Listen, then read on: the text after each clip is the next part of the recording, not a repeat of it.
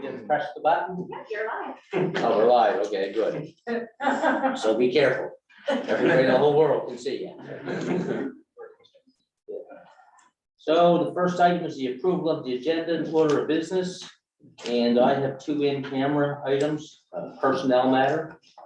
And some discussion on where we go with the fire services contract. Does anybody have anything else to add? Or Motion to approve. Isn't second? Second. Discussion. All those in favor? Opposed? Motion's carried. Now we have, there's a reason why the room's full, and no, it isn't controversial. I had our solicitor worried. What did we miss? But we have a long-time resident of the municipality of Chester, a long-time resident of teacher, who one of the things, well, Mr. Semby here with us this morning, and he's here because we want to recognize the service he's provided to our community, to ourselves, to our children, and everybody. But I was going to ask, is there any member of council who he did not teach? He didn't teach you? You didn't teach me. That's all my kids, but you didn't teach me. That's why.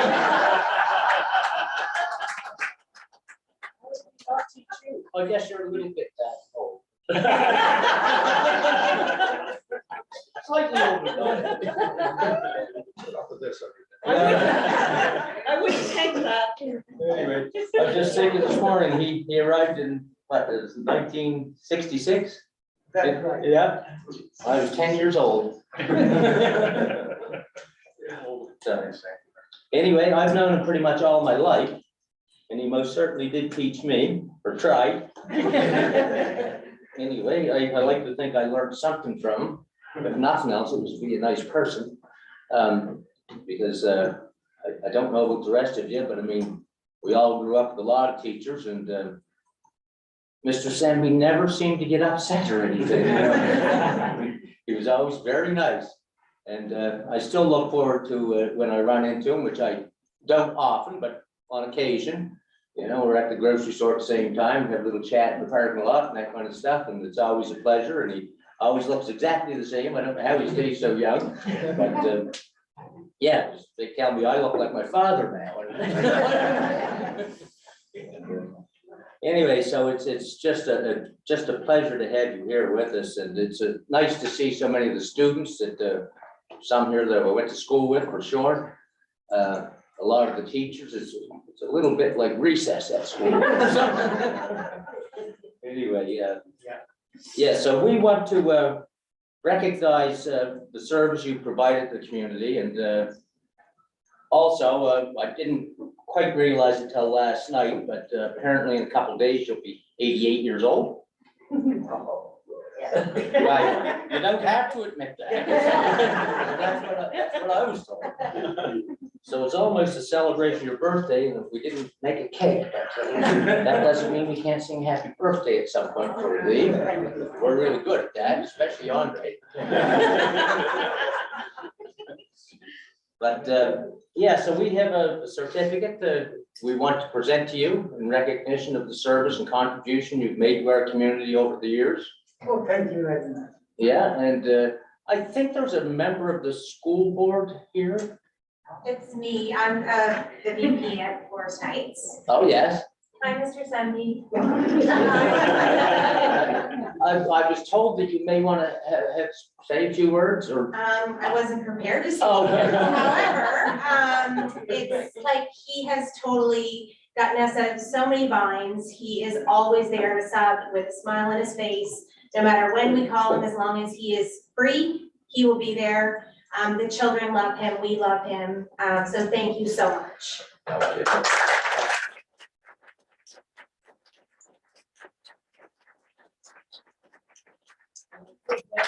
He's still teaching. Yeah. He retired a long time ago, but he didn't really retire. He's still teaching at Forest Heights. Yeah. Yeah, I remember the first year, your sister was in grade 7. Have you Colleen? Yeah. Yeah. Yeah. Memory's wet. Yeah. Memory's great. Yeah. It was a while back. Yes, Derek, sorry. I want to say something, Mr. Sandy, because you did teach my kids, and I wish you had taught me, but You might be better. but I can say from my kids particularly, and you remember, I know, Oh, yes. loved you, respected you, and I want to thank you personally on behalf of everybody for what you've done, not just for my kids and my grandkids, but everybody's kids. You were a wonderful example. Thank you. And we appreciate it. Thank you.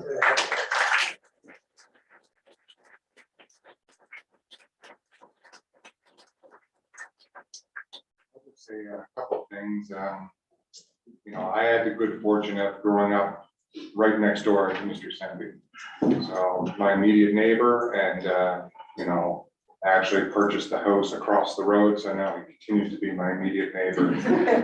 And I think maybe in this province there are somewhere other teachers that have had the longevity that Mohinder has had. But how many have had the success and admiration that he has had? And I think that's a testament to the genuine kindness that he brings every day to everything he does. And I appreciate it. I see it every day. So anyways.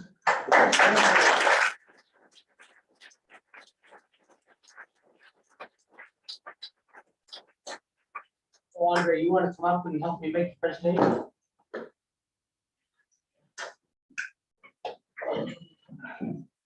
So, Mr. Sandy, the warden and councillors of the municipality of the district of Chester extend warm wishes and congratulations to you in recognition of your 56 years of incredible success and dedication in the field of teaching. Your legacy is of the highest caliber to which many can only aspire. Thank you for your service. Thank you.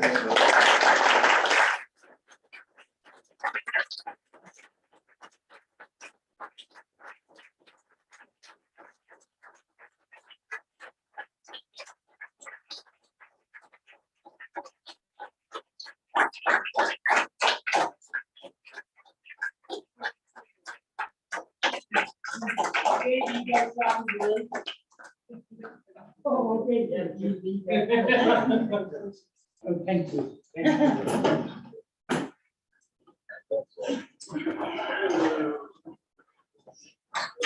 And thank you all for showing up for this event. It means a lot.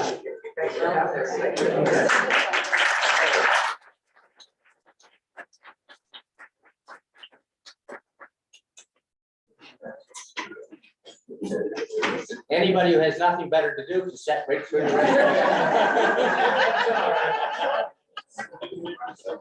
Sam, crisis averted. I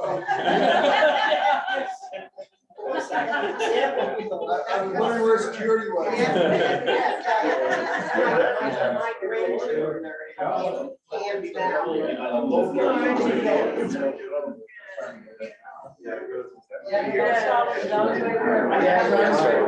It is, yeah. You're doing pretty good at that lately.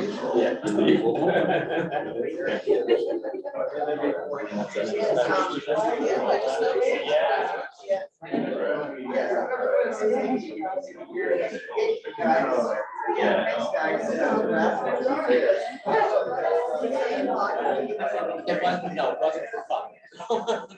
Okay.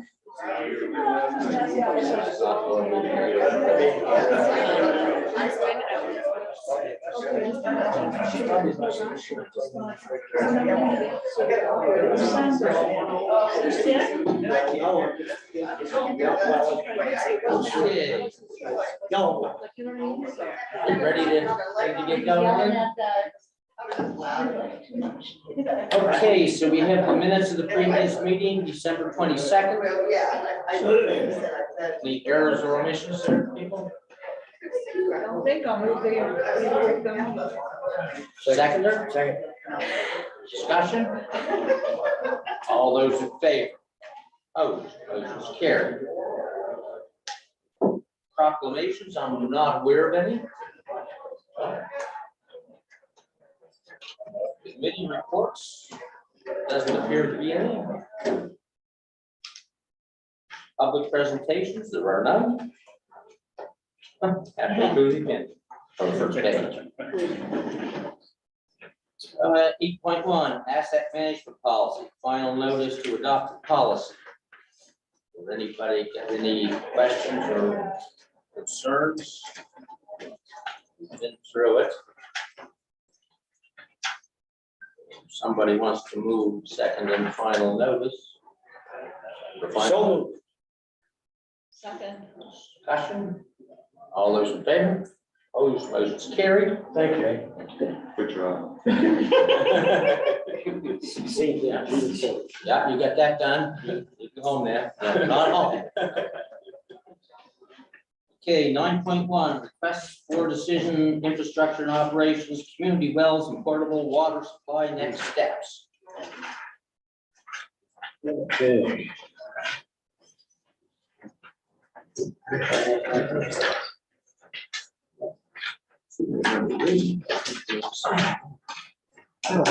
Good morning, everyone. Good morning.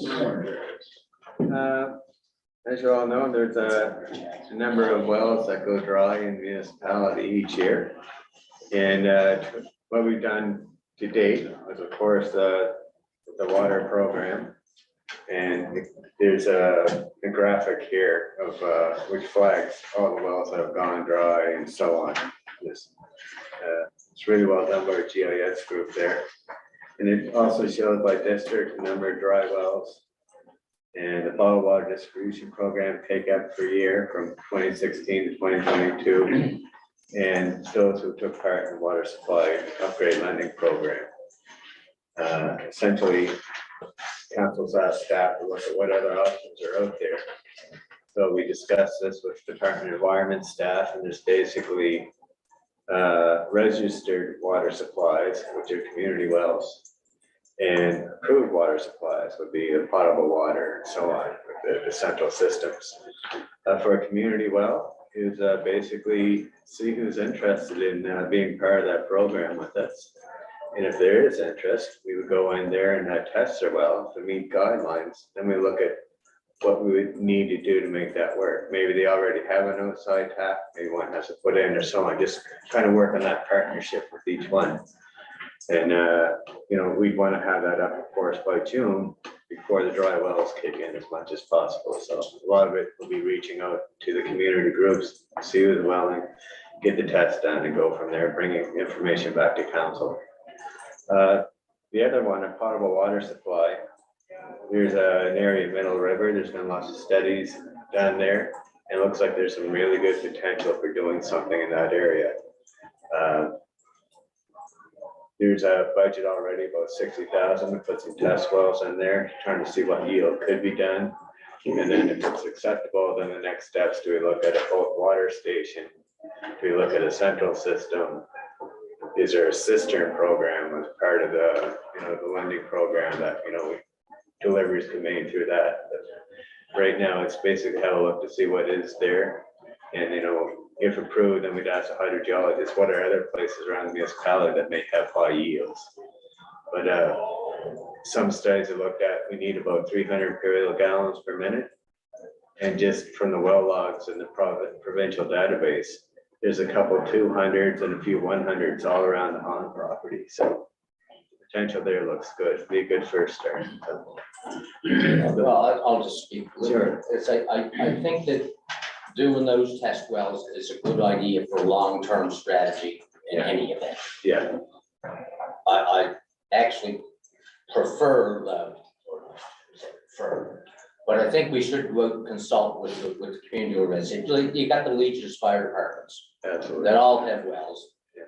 For the most part, they provide food services, so their wells, you should assume meet the standards because they're using them for public purposes. So I think that for helping our communities, that those are the those are the locations that make the most sense for people. Absolutely. Yeah, so I think we should do both, to tell you the truth. But that's only my opinion. Yeah, when I read this, I found this funny, actually. So NSECC, so they're saying, provision of non-potable water to residents regardless of source will be ill-advised. They don't say why. Then they go on to say that there is no municipality in Nova Scotia that does so. So what does that mean? So nobody does it because of what? It makes no sense to me. Because why would they say it's ill-advised? These people serve potable water at these organizations probably 3 times a week, at least in Western Shore. What the environment was saying was that there's no known municipality that provides a water source. So whether it's a hose bib outside of this building or a facility that provides non-potable water. Right, that's different than what, So, and that would be, But they say potable and non-potable. that would be ill-advised to provide non-potable Well, water. that's common sense. I mean, that's common, you don't need that in a report. They should, but to go on and say, well, it's ill-advised, it may be ill-advised, we ask for non-potable, but it's not ill-advised for potable. Yeah, no, of course not. Well, that's what I say, the reports, that's stupid. That's a stupid I statement. think there's just might be a misunderstanding there. Nova Scotia Environment is saying that it would be ill-advised to provide for a municipality to provide non-potable water, but to provide potable water, it has to be from one of 2 sources, either a registered well, or an approved water source. There's 2 separate approvals to go through that process and get either a registered well or an approved water treatment facility or bulk water station or whatever. But that has to be done, whether or not a Legion or a fire station Is that recognized? has a registered well. That's what the next step of this Go find process out. is. Okay, perfect. Good. But like, for example, the well that we have here connected to the municipality, it's a drilled well, but it's not a registered well, right? So they're different things. And the requirements for testing and upkeep and all of that sort of stuff to be providing residents water. There's different requirements, right? So when we do that, it would not only be whether the water is, the quality is good enough, we'd have to know what their capacity is in order to provide it. Of course, right? It's great to say we have a water source, but if it runs out after the 5th person fills up a bottle of water. Then you didn't And they're in talk trouble. about it. And when you're looking at the well logs and whatever information they have there, if it's something where we have to bring someone in to do the yield test on that, well, then that's another expense we bring to you, like, they need a bib, they need this, they want a camera or whatever. Yeah, but usually when you drill your own or whatever, you get a yield test, but do they even know what it is anymore, that kind of stuff? Yeah, and maybe the database may not. Yeah, Derek. Are we looking at, in the study, perhaps an area for a wider distribution? I think that's what you're saying as well. It's not just to replace the bottled water distribution program, but a wider distribution. I'm thinking of the village, of course. Where's the study to that about potential supply of water? Yeah, potential supply seems to be Mill River, and that's where we want to do our explorations right now. We recommend that we keep the other programs going in the meantime, of course. But is there any other locations? But the only other, I was thinking, of course, of the Spectral Lake location, not the lake itself, but the land that we hold there. Potentially, right? And that'd be some of the questions we'd have, for the consultant. Maybe recommend you there. It's a question that we could ask, because it would be. I could fit it right in there, like, the area of focus will be here, but which other areas are you familiar with that may be worth exploring in the future? And then we can look at that. I'd like to look at. Yeah, this is a little bit of short term, a little bit of long. Yeah. First step, just to get her foot in the water. So to speak. But if there was an area closer than on property to the village. There's many factors, right? Like the treatment cost of a potential groundwater source versus a surface water source. I'm talking surface water, I'm talking about groundwater, it's got to go. We don't land there, we have to drill there. Yeah, potentially. Yes, Andre. I think if I'm reading the report correctly, that we would potentially partner with community organizations and they would furnish us with something to replace our bottle program, which people running out of water at home and being able to just get drinking water, so that's something they can move in their cars is not obviously optimal. And I don't think that the proposal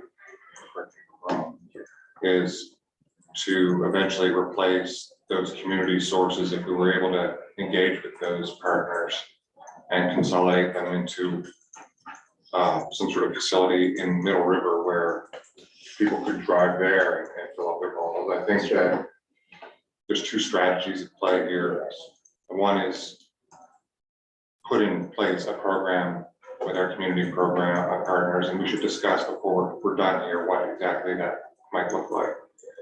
And then secondarily, I think that there is a lot of need maybe in around the village of Chester, and this exploration could be one more data point towards a solution. I think that's what I read into this. That's right.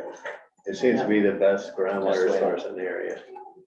Right, and maybe others, which would be great to find out. But you know, having the data probably won't help somebody if you're on the Fraxville Road or whatever. If we have a good well in Middle River,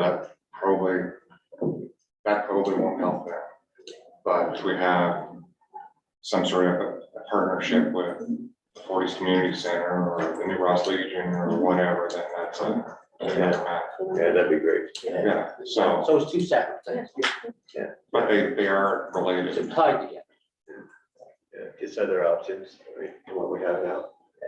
So I mean, the first step is obviously to go consult with the community organizations that we know Yes. and see whether they're even willing, because if they're not willing, then that changes everything. Yeah, my comments that, well, on that is that I think we should go with some sort of proposal also, because their offer, this is extra burden Oh, yeah. for them. So, you know, there's a cost, of course, of once you create a registered supply, then you have to test them, but there's a cost to that, but also they have to potentially have to make some built infrastructure, and then they have to maintain that. And these are organizations that they're always trying to find ways to bring in some revenue. I would suggest that if we may want to sweeten the deal or whatever for those that were willing to participate, so this becomes a stable source of funding for them if they want to be our partners. And then maybe, you know, we're not just going to cover your costs, but we understand that this is an effort for you, and we should make some sort of proposal as municipalities that, you know, if you want to do this, you know, you can count on so many dollars annually that's just going to come just because you're offering this service to your community. Yeah. That's what I would suggest. Yeah, no, I think we have to assist them in some fashion. Yeah, it has to be cost neutral. Absolutely. And I hadn't thought of that, Andre, but I think that's actually does make perfect sense. So, I mean, we all know, you know, water is one of the necessities, right, in terms of life and quality of life. We don't necessarily think of that here maybe, but I think of, you know, other world countries and so on, water.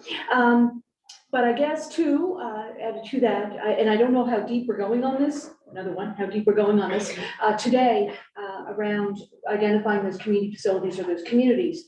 And I don't know, so I don't know if we're going into this today or not, but are we linking it somewhat to the discussions around the comfort center direction and ideas and what would make sense or not make sense? And I know that the comfort center is kind of a bit of an ongoing discussion, but with that, I would not want to forget about, and I don't know if the Little Reds over in Sharon's area, if that's an identified comfort center or it's not, okay, that's what I thought. So I wouldn't want to forget about some of those other communities, if you will, in terms of what might make sense. I guess my understanding is that the first ones we would look at are those that we know provide food services, because you know that if they do that, then probably their water supply has to meet the appropriate standards.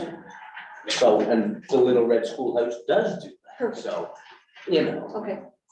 I mean, you gotta start somewhere. Excellent. Well, they test their well regularly. Well, of course, because you can't cook food and sell food unless your water supply meets certain standards. And I'm sure most organizations do. Well, yeah, like I know the Legion, the fire department, Chester Basin, because they do that.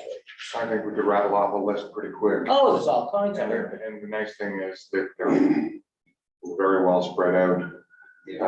So then actually should be an added convenience compared with the bottle Oh, yes. program. And then it also, it's, We don't need the staff. we don't have the staff time and the stigma with getting coupons or anything. You just, if you want some water, you just go and drive there and get it. You don't have to deal with anybody. You just- Yeah, and we're spending a fair bit on giving away bottled water, so it costs us a little bit to put a filter in, put an outside tap in, do this, to do that, to give them $1,000 a year just because you're doing the service for. Because they pay for the testing, I think it's every 3 months. But the first step is, are you even willing to do I think the registered comfort centers. it? Well, they're a good spot to do One it of the too. conditions of their water has to be standard. Yes. I mean, That's I'm also fortunate in correct. my area that I They have would 3, be guaranteed. So you would, yeah, so you would approach them too. all potable water. No, any information you can provide that, to get that start, you know, we'll go through Bruce Blackwood as well. Yep. So we need any clarity on what exactly, like if we're talking to people, that we can at least say that we're gonna cover the costs. Or, Yeah. if they're gonna become part of that, because I think we need to do that. Well, if there's any additional cost to them, of course we'd have to cover it. That's right, yeah. But I think it just. Yeah, at the least we should pay for the testing cost, at the very minimum. Something. Oh, absolutely. No, I think we should do better than that. That's a minimum, yeah. These folks have been offering a service to our communities It's a at volunteer. their cost up till now. And we've benefited from that. Yeah.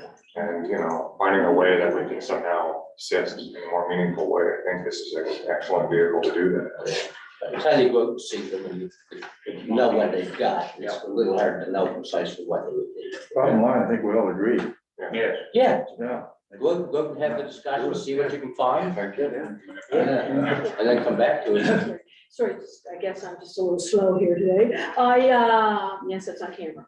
I guess just again for clarity, so if we're talking about facilities that are providing food, so there could be, and if we're having those discussions, and I'm not saying we're not, so for example, if you're going to the Village of Chester, or you're going to New Ross, or Chester Basin, Roberts, you're talking a lot of organizations that may say yes. So I just didn't know if we're talking all of those establishments. Like, I think it should make sense. I'm not necessarily supporting the idea of going to 12 in New Ross, right? I'm not.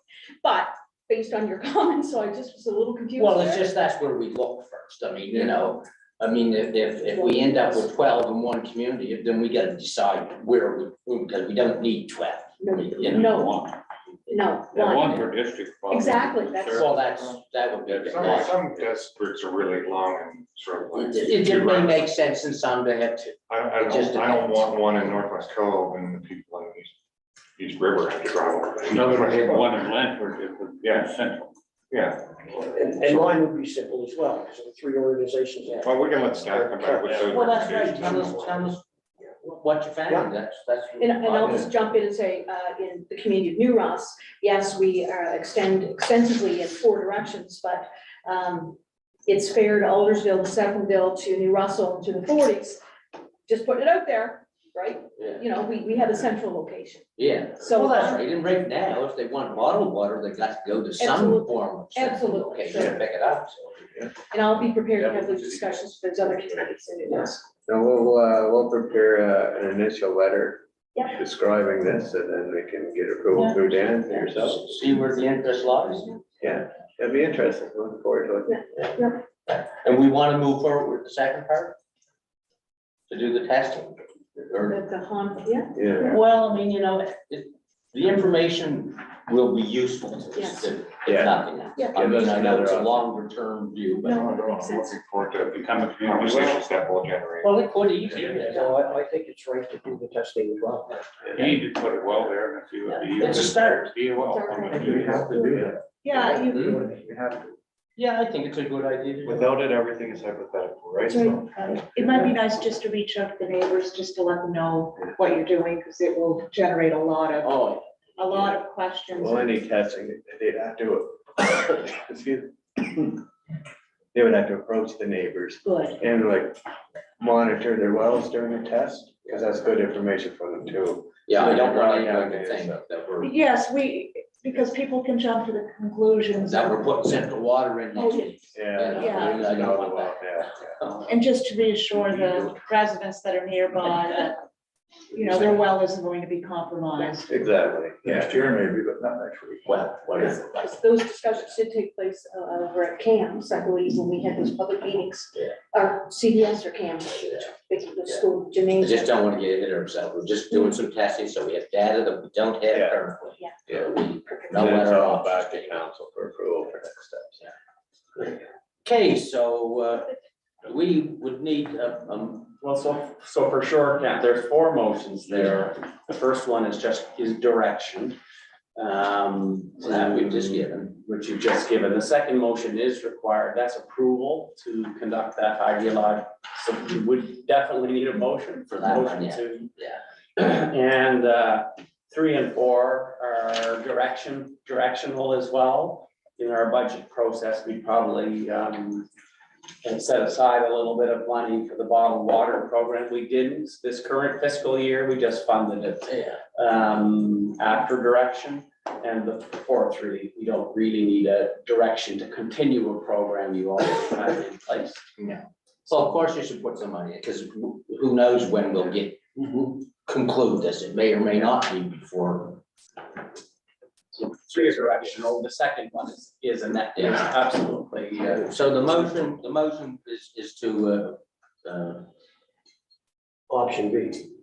It could be Well- to approve all 4 of those, yes, those. that's it. Yeah. Somebody prepared to move it?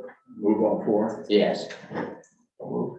Seconder, Second. discussion, all those in favor, opposed, motion carried. Thank you.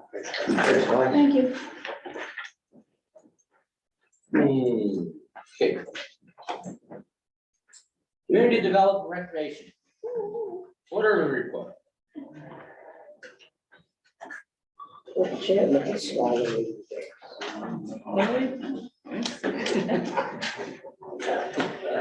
Yeah, good morning, everyone. So I have just a few highlights or updates from Community Development and Recreation Department. And so prepared some slides. I'll run through those, and by all means, if anyone has any questions as we're going through, feel free to ask. So that photo in the front obviously isn't from this year. We don't have much of that white stuff this year. Who is that up there? It's actually a photo of Castle Rock, and that's one of the guys from A for Adventure when they were out on our trail in the winter time. So yeah, it's quite an interesting photo. No jumping involved. From our planning services, thanks to council for before the holidays, we had a session where we provided some really great input to our planning staff just on the village plan review and the next steps for that. So Garth is now taking all that information that you've provided, in addition to everything that was gathered prior to that, to start doing some writing for some of those documents as far as the plan review goes. So that's all underway and going very well. Of course, we had the X6 property rezone that was completed in the fall. Bonnie Lee Farm. So when I created this slide, that the public information meeting hadn't happened yet, but that has now happened this week. I think Sharon, I believe you were there. Yes, no objections. I Yeah, it's a think great meeting. Very smooth. There Yeah, were so- a few members of the public there. And Yeah, so not surprised, there's lots of great community support for that project. Yeah, that's why we figured that was pretty straight. Yeah. And of course, Chester Hills is another big project that the development agreement is underway, and Emily's leading that, and it's still continuing to work on that development agreement for that project. As well, the uniform signage, just to mention that we had some direction from council to look at expanding from the pilot project to the other exits around the municipality. So we'll be beginning to undertake some of that work. when can we expect the development agreement for the Chester Hills? Just, I know you don't know. exactly. I wouldn't know a timeline right now. I can check in with our planning staff just to see how things are going, but yeah. We'll keep you up to date if there's any developments or once we get close. The next couple of slides are just some stats on subdivision and development. And I know I have Darlene sends out some pretty regular updates to all of you, so I don't think there's anything new or surprising here, but it's just great to keep on top, and our numbers this year are looking pretty consistent with the last couple of years that we continue to have pretty high numbers of applications. So you'll see our numbers to date are, we have 23 in terms of approved subdivisions this year. And I just stuck in the chart from previous years just to see where some of our numbers are. So by the time we make to the end of March, that number will probably be up close to or surpassing some of the previous year's numbers in terms of final subdivision approvals. On the development side of things, we have our year-to-date numbers there. So we have 172 development permits that were issued so far in that year-to-date. I didn't jot that down, but I believe that was to the end of November. I believe those numbers. So again, I didn't provide previous years, but again, it's pretty consistent with the last couple of years in terms of Relatively hot. pretty high number of applications. Yeah, absolutely can continue. And I believe the last report I included some zoning confirmation requests. So again, that's requests that we get on a pretty regular basis, especially as it relates to real estate transactions. So we get those requests for confirmation letters. So we had 67 this year to date. So it's not insignificant. It does take time to do research to pull those letters together. So information for you to have. Switching over to the building services side of things. So you'll see on the column on the far right-hand side includes our numbers for this year. So that was November 1st, April 1st to November 30th.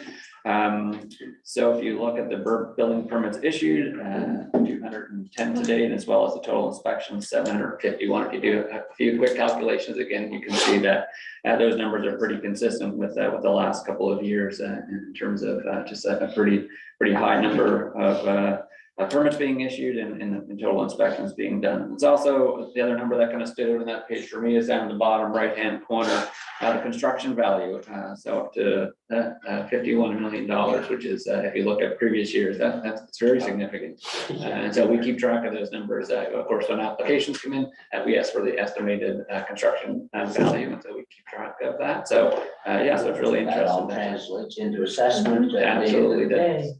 Yeah, that's a very, very high number for this year, and that's only year to date as well. So that will be higher by the time we get to the end of the fiscal year.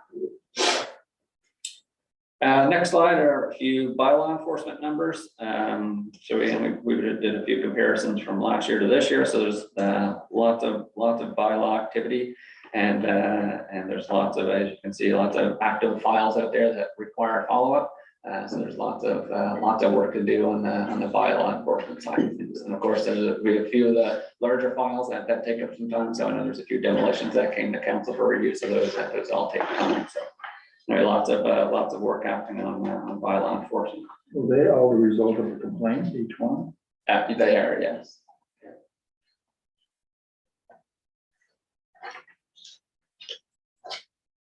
It's interesting. I was just looking at building without a permit. There's a few people do that. Those do happen. But those are all, obviously, these bylaws are complaint driven. So, yeah, wow.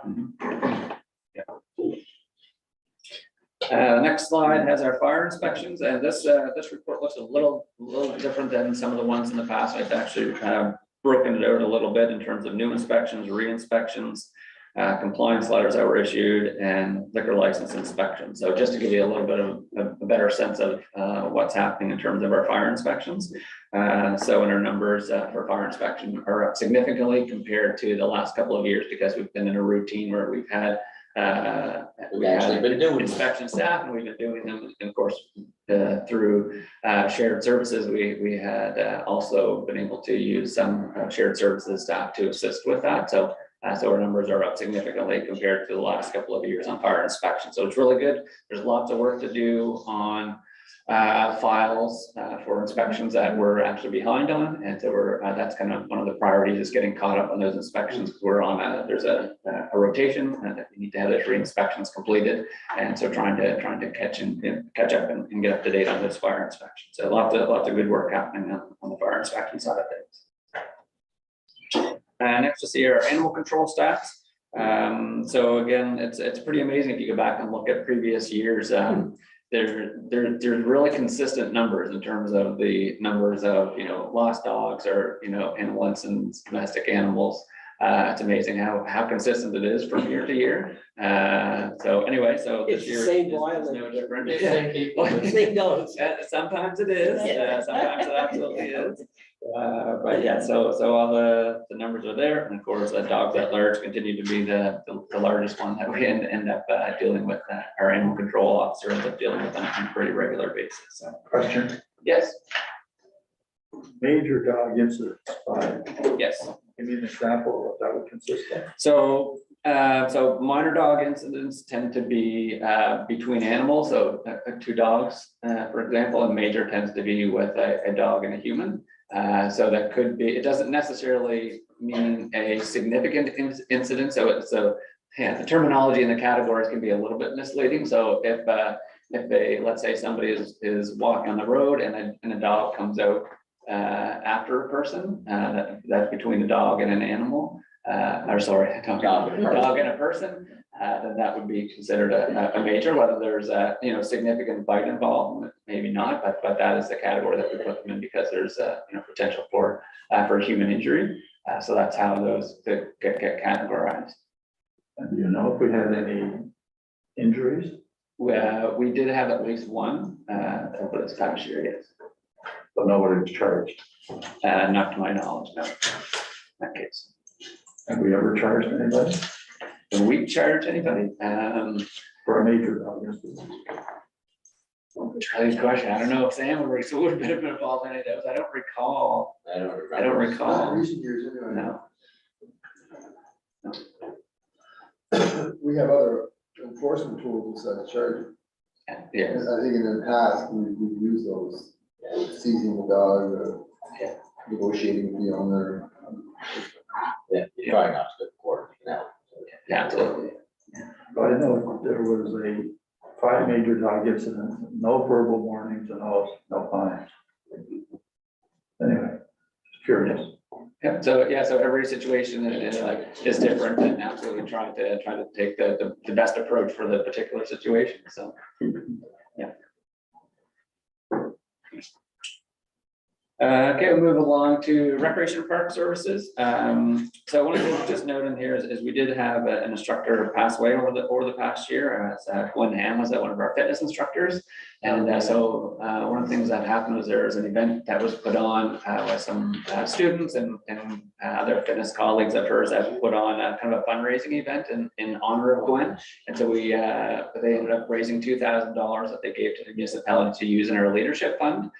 Because of Gwen's passion for leadership and fitness, and she also accessed our leadership fund to become certified, and so they wanted to kind of have a little bit of a legacy in her honor, and so we do have those funds in that leadership fund account, and so that we can help support other folks if they were wanting to become certified fitness leaders or aquatic leaderships or, our coaching certification for curling or those types of things are all part of that leadership fund.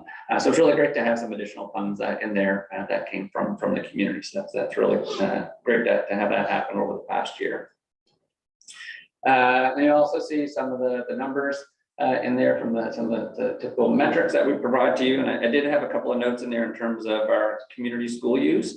So you can see that the visitor stats that we have included in there. And I did put a couple of notes that anytime that we do have significant events such as craft market, we didn't want to overinflate those numbers. So I just wanted to point those out that at both CAMS and New Ross that there were craft markets that happened. And so we put the visitor stats for that particular event. So then you can actually pull that out of the visitor stats number to see the other activities that are happening. So just wanted to highlight that for you.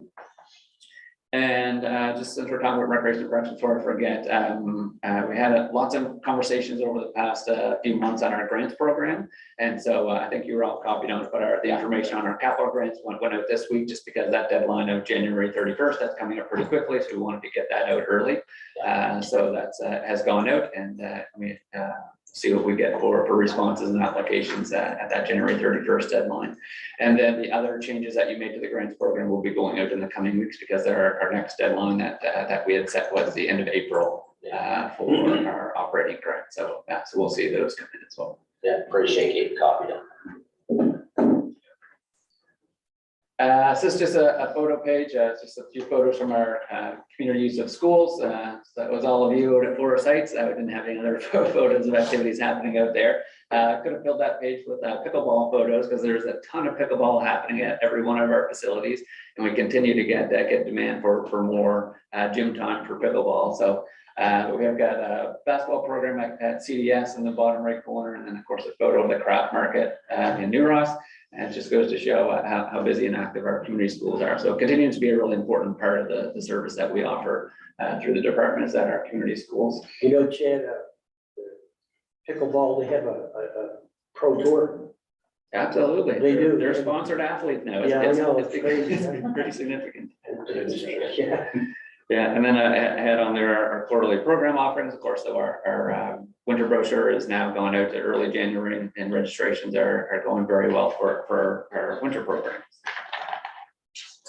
Next slide, just as a reminder, our Social Connect website that gets used a lot, and you can see the number of records. So the records, so each municipal unit has records within their geographic area.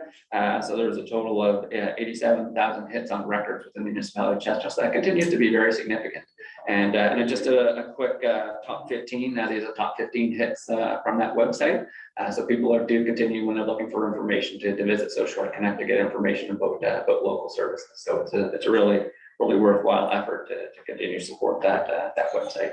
Chairman, question. How do you access Social Connect? Do you do it to the municipal website, or you have to? Is socialconnect.ca. So you just go directly to that website, and So anyone who's looking for trails to the municipality website won't find it.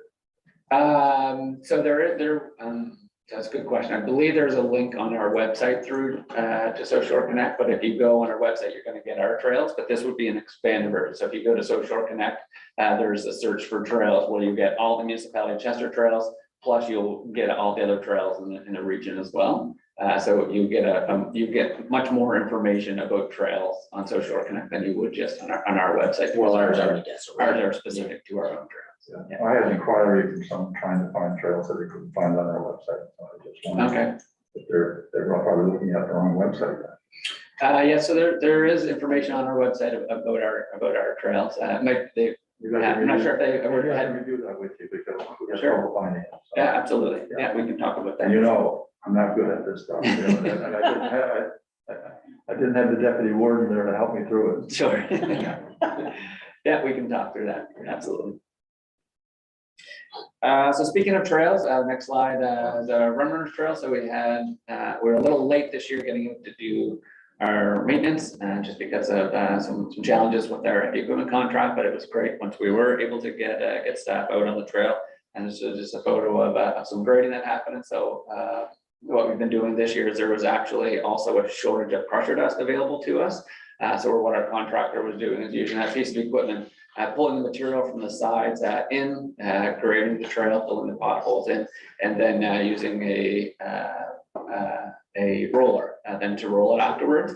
And the photo on the right, of course, is after the end product. And so the trail is in absolutely fantastic condition right now. It's in really, really great shape for what was done. So I was going to say, so that didn't quite make it to the end yet. So in the note here, I had that we made it to Chester Basin. We're actually even this week, the contractor was out again in Gold River, and so we're continuing to make our way towards Martin River, but haven't made it there yet. And as long as the weather holds, we'll continue to get out there and do some work. If the weather stops us from working, then we'll be able to get out and we'll start at Martin River and finish that off early in the spring. So Where's the location on the right?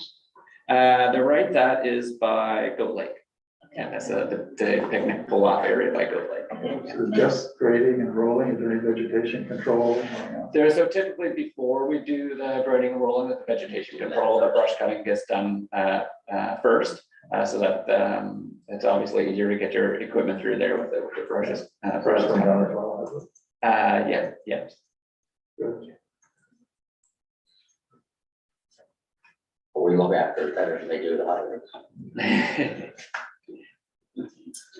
Next, just a quick update on ProKids. So you'll see our applications, and that'll be just for interest. So back in 2019-20, prior to the pandemic, For the same period, April 1st and November 30th, we had 170 applications. And then, of course, we took a big dip during COVID and when all of our activities stopped for quite a period. And so this year we're up to 109. So we're getting up closer to the kind of pre-COVID numbers. So there's lots of really great support for our Pro Kids program. And just on the next slide, you'll see a photo from a golf tournament. And so this is just an example of events that we don't organize, we help to support, but the community continues to be very, very supportive of our Pro Kids program, whether that's from businesses, the community putting on events like that, or donations. So we do continue to get memorial donations and individual anonymous donations that come into that program. So it's continued to be just an absolute fantastic program that is really, really important to our community and supporting those families that need that support to have their kids involved in sport and recreation culture activities. It's surprising the amount of people who make memorial donations. It really is, and it's more, the more that it happens, the more people think that's a fantastic idea. I want to do that as well. So we're seeing more and more of that as the years progress, and so we also getting we've been doing this program for a long time, and some of the kids or families, way back in the day when we first started, those kids are older and they don't forget some of that support. And they're aware of where the funding support came from. We're kind of starting to see some of that Try to help that. coming back and providing some assistance as well. So, and then just another spin-off. So we had, remember the community reach out to us and say that they wanted to sponsor a family for Christmas, help provide Christmas gifts. And so we were able to anonymously, so we didn't make any direct connections, but anonymously through our Pro Kids coordinator set, to make a match between a family and a community member. And so they provided a full Christmas to a family. So that's just absolutely fantastic. So that's a little bit above and beyond what we normally do for Pro Kids, but it was a nice way to contribute again to some of those Pro Kids families.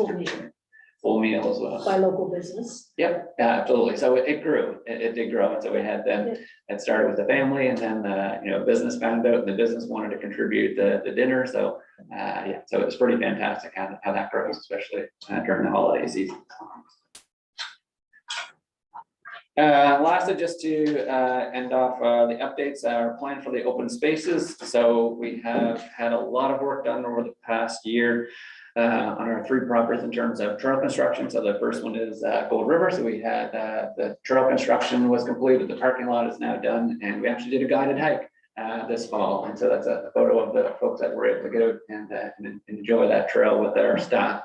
So we haven't had a grand opening of any of our trails yet. We're planning to do that in the spring because they aren't quite completed, so that the main trails themselves are finished, but we don't have any of our signage isn't in place yet, and any of those other amenities. So we'll be continuing to work on that, and we'll keep you updated. And perhaps sometime in the spring we'll do some type of an event to officially open all of these trails. So the next one is the Han property. And you'll see, again, a photo of the parking lot construction, which is now completed. The trail is completed.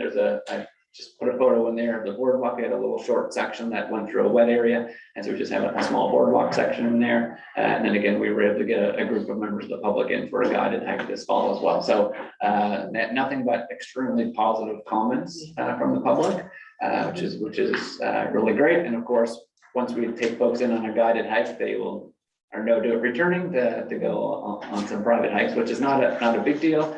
The trail is completed, but we're just not doing a big publicity yet until we do get all the proper signage in there and are able to direct people in the proper way once they arrive on site. So are you ready for spring? Yes, that's to have all the signage program completed and installed until we'll be able to open in spring. Can people use it now? Yes, so it's simply similar to any of our other municipal properties. So technically they're not open, but if members of the public are in using the trails, that's fine. And the last one is the new trail that was built on our Castle Rock property. So I think most of you are familiar with the red, blue, and yellow trails. And so we created a new connector trail that actually goes around the front side of where the rock itself is. And so that's just another opportunity to spread folks out around, and people really like to explore that area. So it's just an additional trail to allow people a different route up on the trail and to provide some new territory to explore. What color is that? That one is gonna be pink. Is it an easier, is it an easier route? Well, it does link up with both the red and the yellow, so yeah. there's really only a couple of ways so that you can get Yeah. onto the actual face of the rock. So, yeah, so it's just another connector around the front side. So we'll be updating our signage and any of our instructions to provide that. So I think that's about it, unless folks have any other questions. There's a lot going on. Yeah, I think the trail in Beach Hill is the Gold River, I guess. Can be great there. Yeah. Okay, thank you. Thanks, Jeff. So we'll do, okay, we got, next two should be, same, relatively straightforward.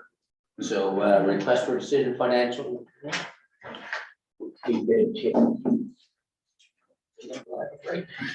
My counsel.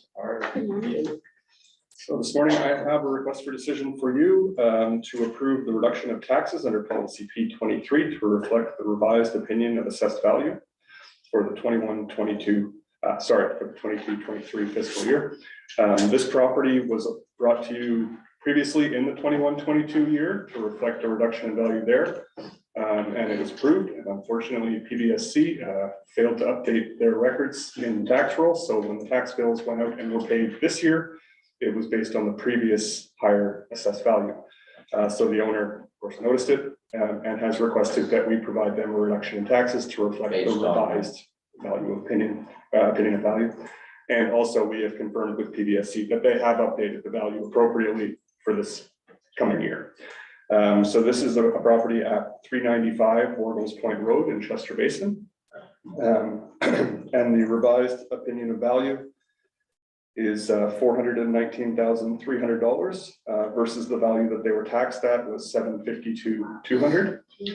So I'm here to request a reduction in taxes for $3,169.21 to reflect the difference in value across the applicable tax rates, which are the waste collection disposal rate, the residential rate, the streetlight rate, and fire protection. I'll make a motion to approve the recommendation tax reduction of $3,169.21. Second. Discussion. All those in favor? Oh, motion carried. Thank you. Thank you, Jen.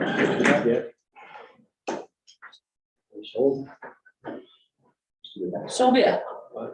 Need new glasses. You know the whole. We have a new private road name in the community of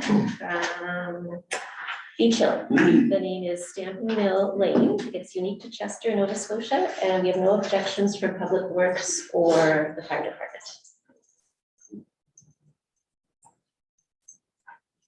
Is that your room? Sperry Ridge, that one.